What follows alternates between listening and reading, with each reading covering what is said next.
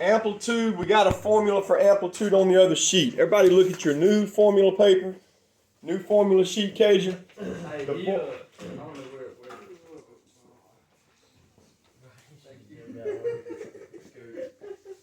All right, what is the formula for amplitude of sine? What does it say? Absolute value of A. Well, what in the world is A? Well, look, this formula is at the top left-hand corner of your formula sheet.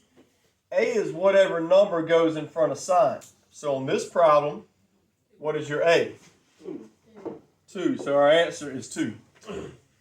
This is really easy. A is whatever number's in front of sine. So next problem, cosine. What number's in front of sine? 1.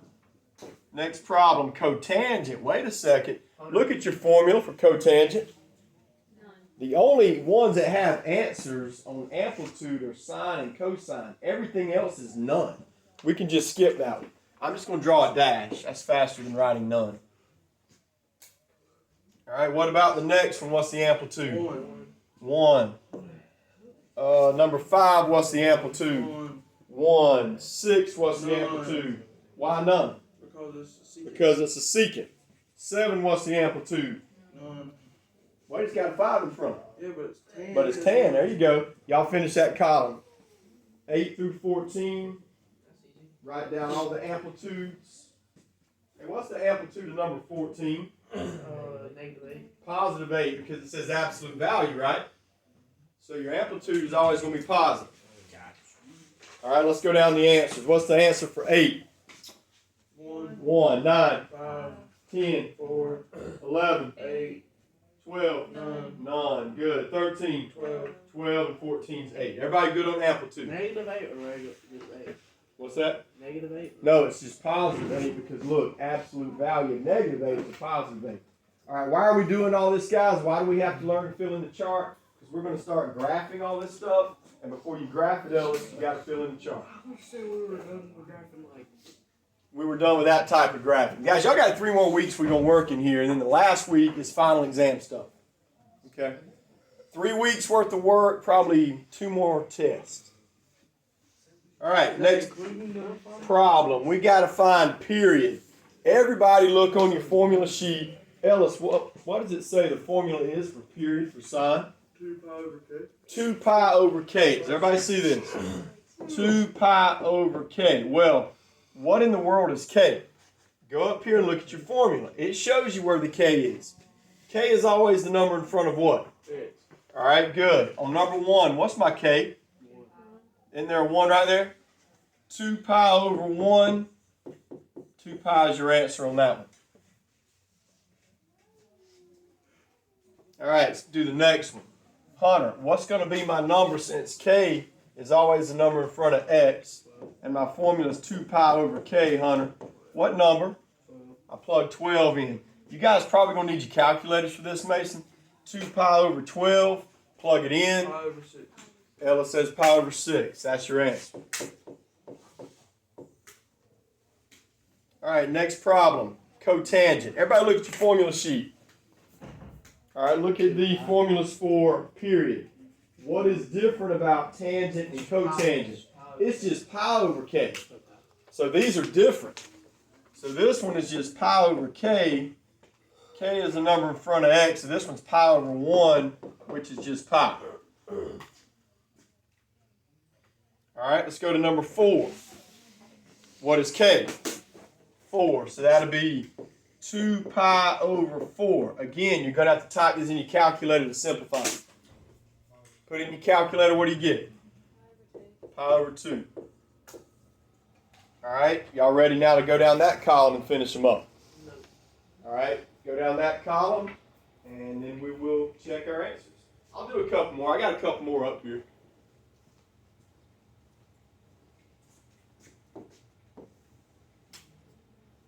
I got 3. I got 3 more up here I can do. All right, Brantley, my formula is 2 pi over k. So, Brantley, we just said k, if you'll go back and look, k is always the number in front of the x. And if you forget that, Brantley, it's at the top of your page right there. So, what number is in front of x? A 4. So that's going to be 2 pi over 4. Put it in your calculator. That's pi over 2.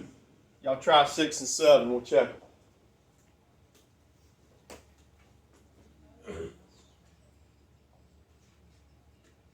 Everybody should be working on 6. So 6.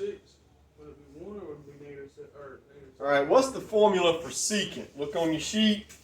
It's 2 pi over k. So Ellis, what number is my k?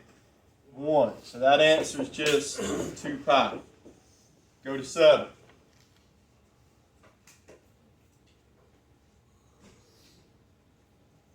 All right, Brantley, look on your formula sheet for me. What's the formula for period on tangent? Just pi over k. All right, somebody give me an answer on this one. 3 goes in on the bottom, Mason, so it'd be pi over 3. That's the answer. That's what you meant, yeah. All right, y'all finish that column all the way down, and we'll check those answers. And then we'll go and do the third column. All right, let's go to the next column. All right, the good thing about phase shift, y'all look at your formula for phase shift.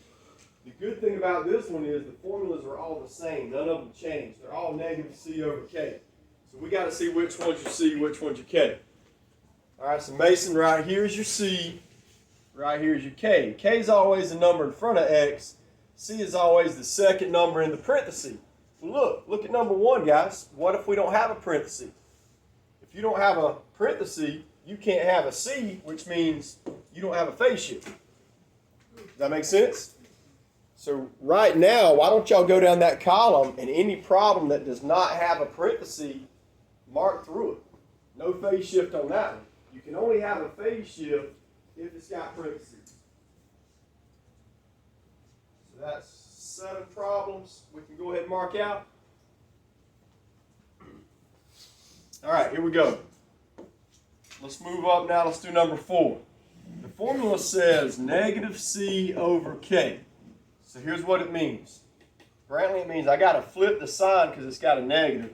I got to flip the sign on this one. That'll make it negative 60 on top divided by 4. And then put it in your calculator. What's negative 60 divided by 4? So our answer is negative 15 degrees. That's my answer for number 4. All right, let's go to 5. Hold on, how'd you get that again? Sure. The formula is negative C over K. Here's my C. Whoops. Here's my C. Here's my K. So I put negative 60 on top, and 4 goes on the bottom. Let's do the next one. How about 5? Doesn't have one. Let's go to 6. What goes on top? 99. Positive 90, right? Because you got to flip the sign. What goes on bottom? 1. 1, right? So my answer is just positive 90 degrees. That was 8 gonna work. All right, let's go to 7. 7 doesn't have one. Let's go to 8. All right, what goes on top? Negative pi over 3. Negative pi over 3. What goes on bottom? 2. And just put it in your calculator that way. So y'all going to need to hit your fraction button first, Negative pi Brian. over 6. So I got, y'all said negative pi over 3 on top? Yeah. Negative pi over 3 on top, and on the bottom is 2. I got what else has got? I got negative pi over 6. All right, y'all try 9. What goes on top? Positive pi. What goes on bottom? 1. So that's just positive pi. Don't even have to divide that one in your calculator. What did you get for 7? 7 doesn't have one because it doesn't have parentheses. Remember, if it doesn't have parentheses, you can't have a phase shift. 8, we had negative pi over 3 on top divided by 2. We got negative pi over 6.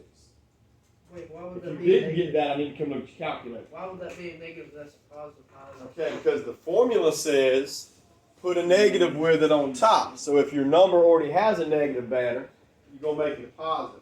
Basically, you're just going to flip your sign. Yeah, you go. All right, hit fraction button first, then negative pi over 3. All right, so 8 we finished, 9 we finished. All right, answer. 10, what y'all get? Negative pi. What are we going to type in on 11? What goes on top?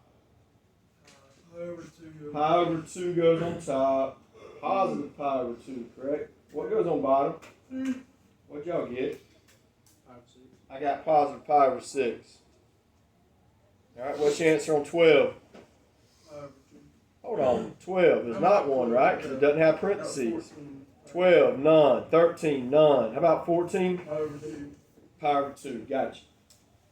All right, we got one more column. This is normally pretty easy. Y'all agree this is pretty easy? Do we have a test over just this right here? Nothing else? No, it's on your test, but Oh, some man. graphing with it.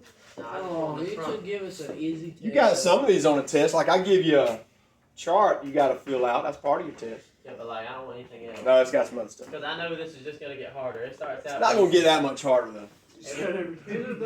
Guys, this class is not hard. Is it If, gonna get if longer, you're or- struggling in here, you're not trying, you're not coming to school, you're not doing something. Y'all know this isn't that bad. Go ahead. Easiest math class I've ever had. Go ahead. Question?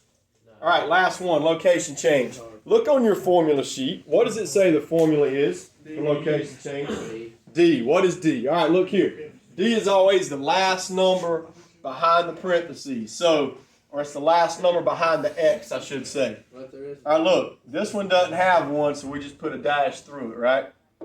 Location change is not 1. 2, not 1. 3, not 1. There is one on 4. -7. It's -7. So, is that up 7 or down 7? Down 7. So that's easy.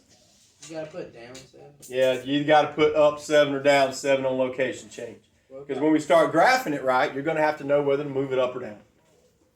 All right, let's go through them. Number 5, what's your location change?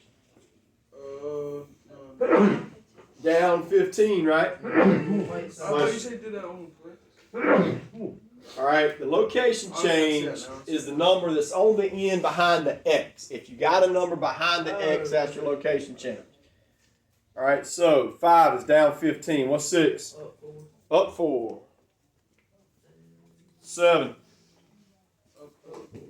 Up 4. 8. Down 9. 9 is up 2. 10 is up 3. Y'all got it. How about 13? 13's nothing. Doesn't have 1.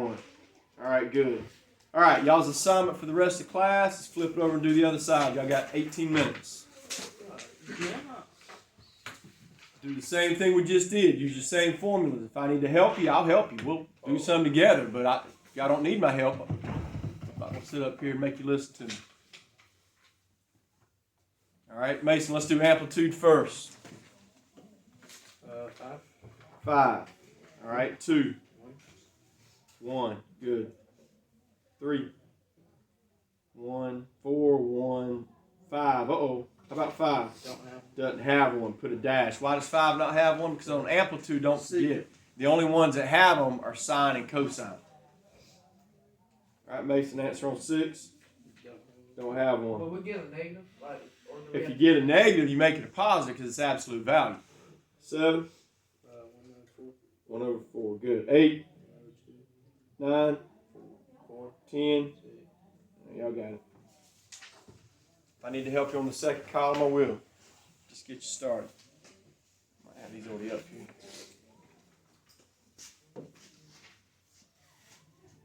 All right, Mason, what is the formula, doing the second column, what is the formula for period on sine? 2 pi over k. All right, which number's k? It says right here, if you forgot, it's the number in front of your x. So that's going to be 2 pi over 1, which is just 2 pi. All right, which ones are different? Which ones have a different formula when you're talking about period? Tangent and cotangent.